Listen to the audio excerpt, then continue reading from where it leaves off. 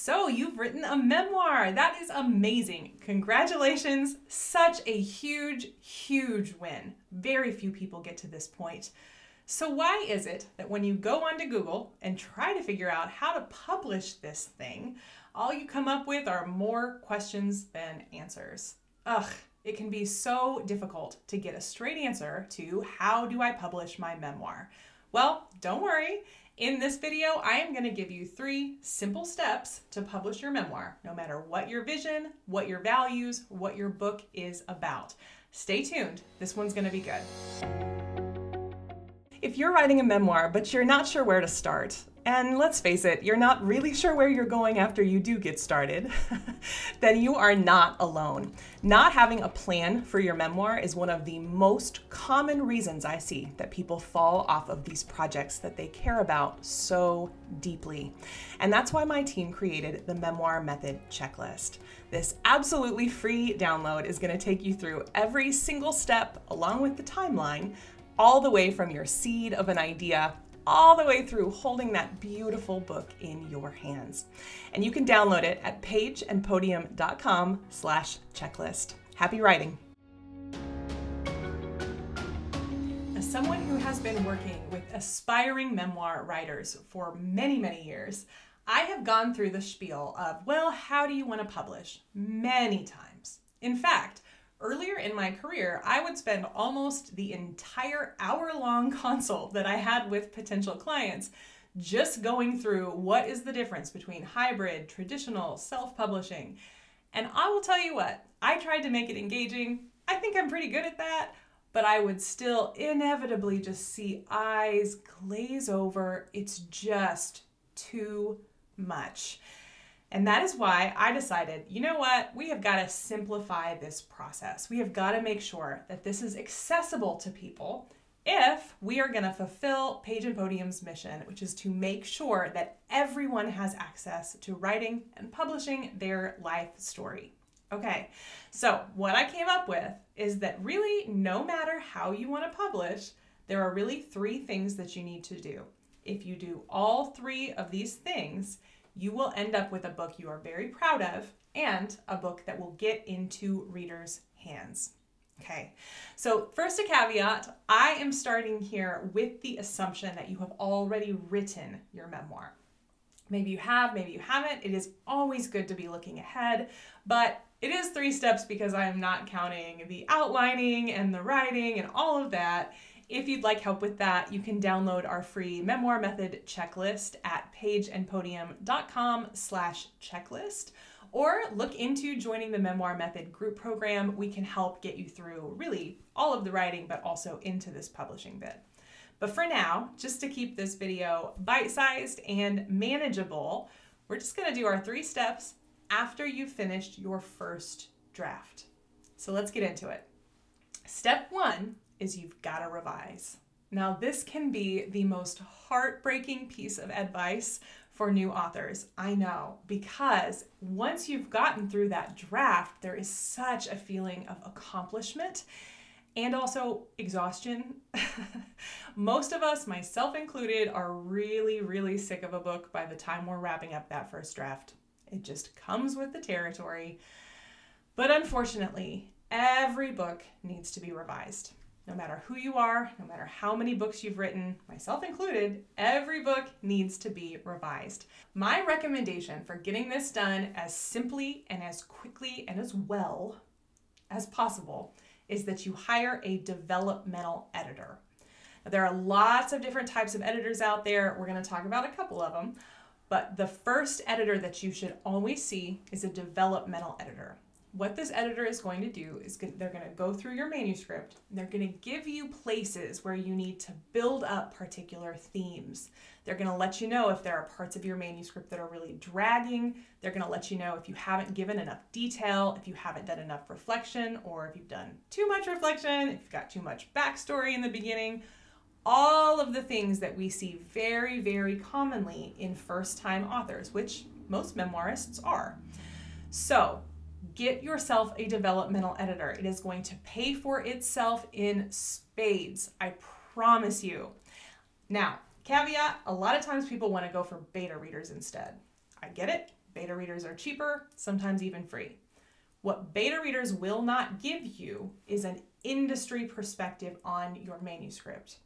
Certainly, reader perspectives can be helpful too, but if you work with a trained, experienced developmental editor, they are going to be able to see not just what that one beta reader sees in your book, but all of the readers. They are going to be able to anticipate the major things that we as book industry professionals know can derail a reader and get them to just shut that book and never open it again.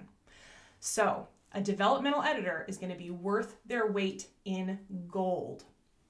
We are not hiring here a copy editor. That is a really, really important piece. And we are certainly not hiring a proofreader. It is not worth your time or money to hire a proofreader at this point. You need real revision.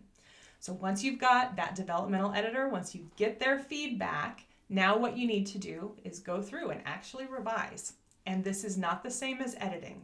This is not going through and making sure your sentences are really, really pretty. You may want to do that, that's fine. What we are doing here is looking at the actual structure. Your book as a whole, its readability, its theme, its reflection, its message. This is larger. So for us, when we're doing this stage in our authors' books, a lot of times we'll move a chapter around. A lot of times we'll cut whole scenes or stories and either move them or we'll save them for an article that they can then publish as part of their promotional efforts. We are not just doing little tweaks here. And I do find that that's a misconception, a misunderstanding. At this stage, you need somebody that can look at your manuscript as a whole.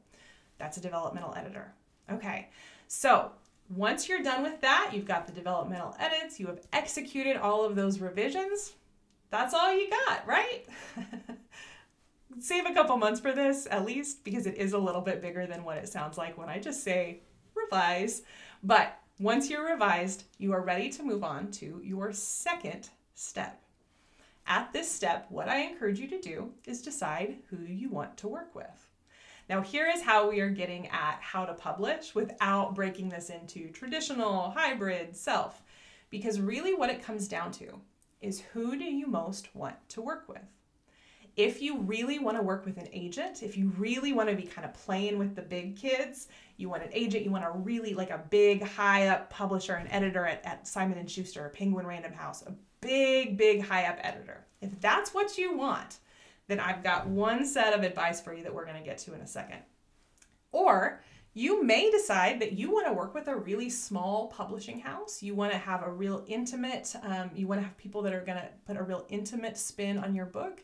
They're going to work with you. They're going to coach you. We do this at Page and Podium. We'll coach you through the mindset things that you need to tackle as you're getting more and more visibility. And there are a lot of benefits to that. So our first option, that was big houses, right? You're working with agents, you're working with an editor. You are really kind of removed from what's happening in the book. The second option would be a small press. This is, again, where you're going to get a much more kind of careful hand with you, yourself. And you're going to have a lot more input because you're going to be in contact with your editor generally. You're going to be talking with them and giving your feedback and that kind of thing. So that would be the small press option. Or you might want to decide that you actually want to work directly with the designer. You want to work with the copy editor. You want to be in the middle of that process and you want to really be experiencing all of those little choices. You want to decide, what kind of cover you want. You want to decide what kind of interior you want, all that stuff.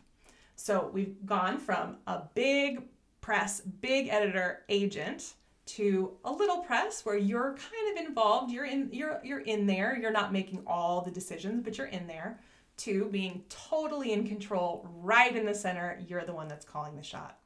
So you've got these three options that go from more detached to not detached at all. Where do you want to be? Who do you want to work with? Do you want to work with people who are waiting for you to call the shots? That's going to be your designers, your editors, that kind of thing. Do you want to work with someone who is interested in collaborating with you? Or do you want to work with someone that's going to take it totally off your hands? Now, once you have made that decision, we're going to flow chart that down into what you need to do next.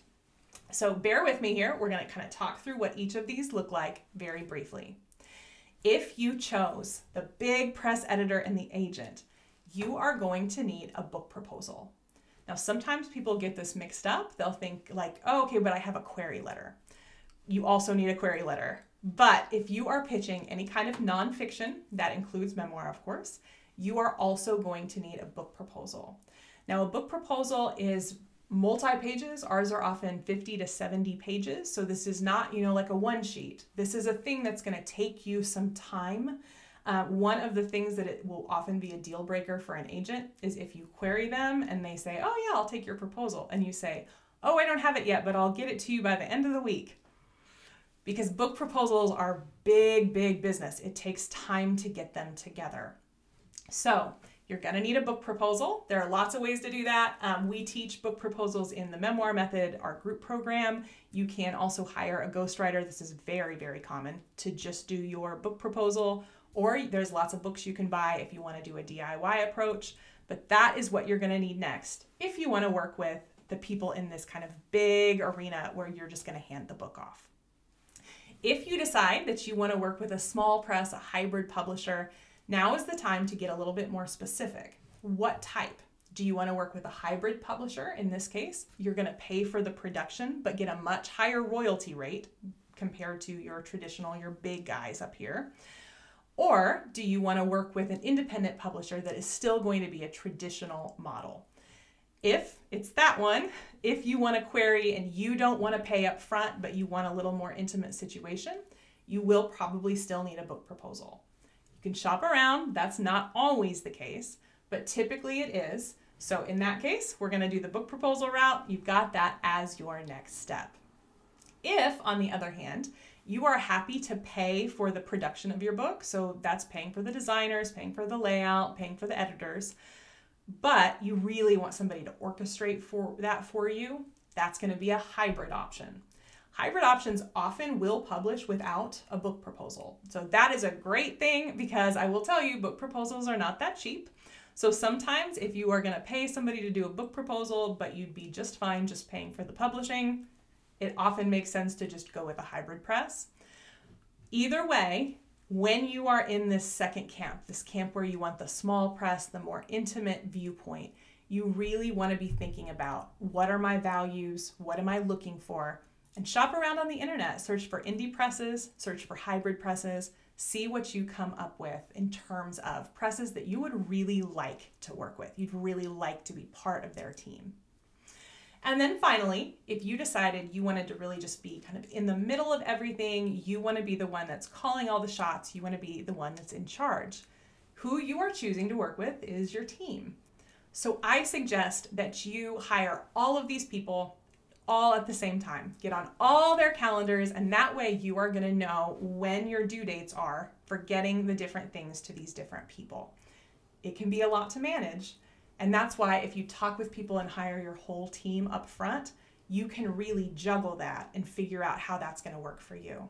So let me give you my list of the people that are the must-hire people if you are self-publishing. First, you're going to need a copy editor. This is not the same as a developmental editor. A copy editor is going to be looking for continuity so that your story is, fluid and it fits all together. You're introducing people when they come up, but then not again the second time, etc. They're going to look for fluency of your sentence structure. So that is going to be, do you have a bunch of extra words? Can things be condensed? Are there confusing parts that you need to clarify? They're going to do call outs for those. Are there things that are going to pull your reader out?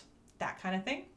And they're also going to be looking for your style guide. So the industry standard is Chicago Manual of Style.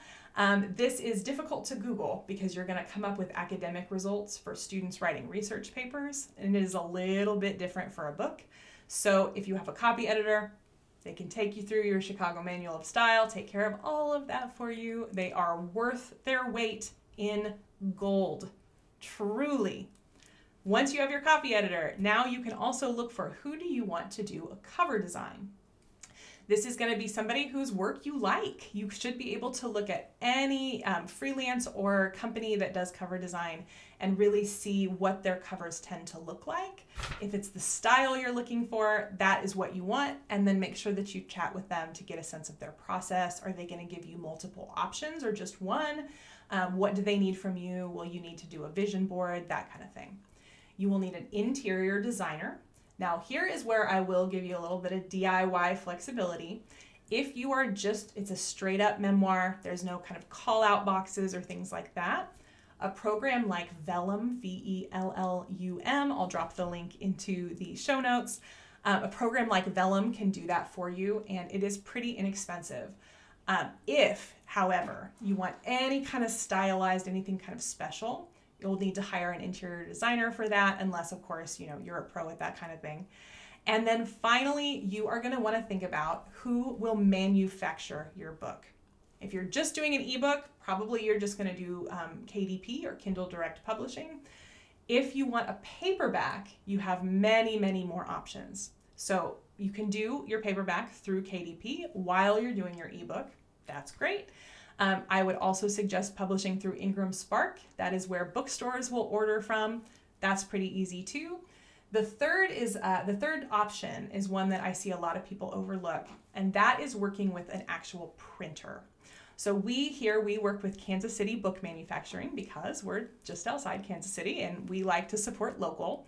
And what they will do for you is they will print however many books you need. I think they'll do as few as 25, but all the way up to thousands.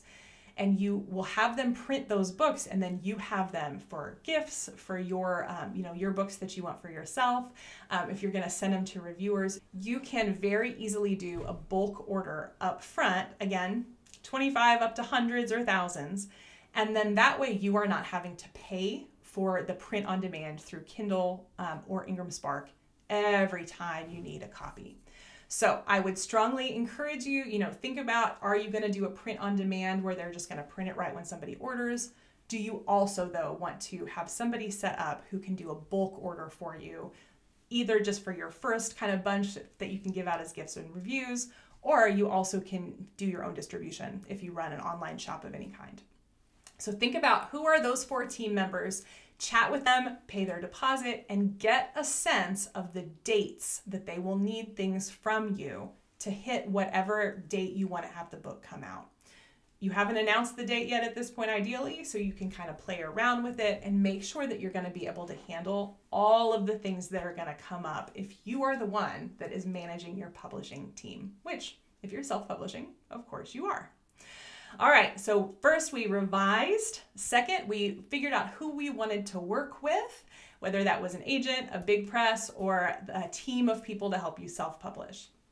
The third step in my easy peasy 3-step publishing guide is that you are going to need to come up with a marketing and promotion plan. Now, if you are aiming to work with a big press or an indie press where you are having to do a proposal, this is actually part of it.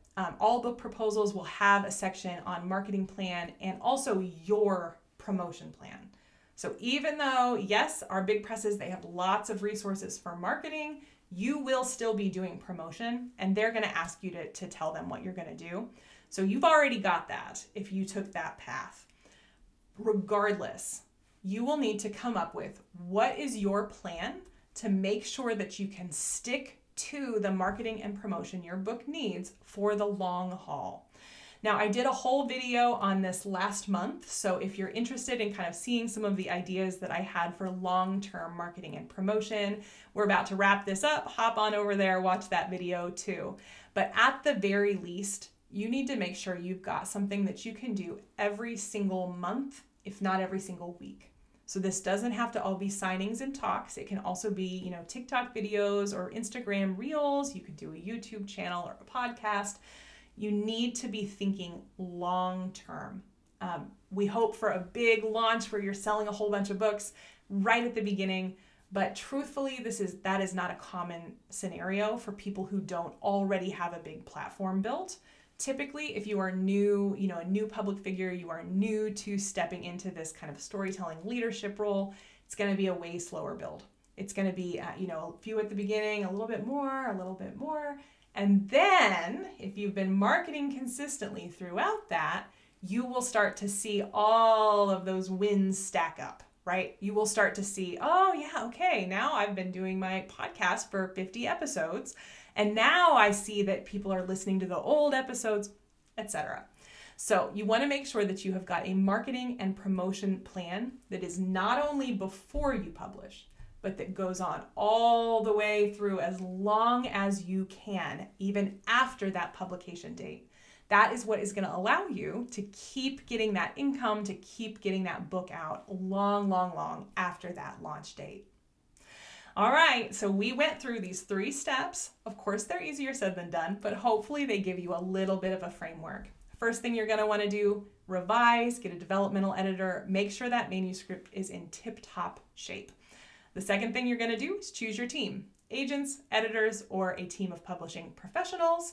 And 3, the last thing you're going to want to do is make sure you have a plan for marketing and promotion. No matter who you're working with, a big publisher to self-publishing, the author must always be the biggest advocate for their book in nonfiction, and I know you can do it. All right, let me know if this was helpful. Let me know if you have any other questions. I am always interested in hearing what kinds of videos you would like to see from me. So give me a sense if you've got a topic in mind. Tell me what it is. You can leave it in the comments on YouTube. If you're seeing this through our newsletter, go ahead and reply. And please make sure you stay tuned because we have got a freebie offer that is going to be right up your alley. Hold tight. If you are using the beautiful momentum of spring to restart your memoir, but you're not sure how to get started, or you're worried you're going to fall off track the same way you maybe have years before, well, I've got a resource for you. It's called the Memoir Method Checklist. And my team developed this based on the systems and strategies we have used for years to write dozens of memoirs and help dozens more authors write their own. It's going to take you through all of the steps from your very first seed of an idea all the way to getting that memoir out, whether you want to self-publish, traditionally publish, or find a hybrid press like Page and Podium. You can download this resource absolutely free at pageandpodium.com/checklist. And once you do, let me know what you find helpful. I would love to hear about you and your book and your writing journey. Happy writing.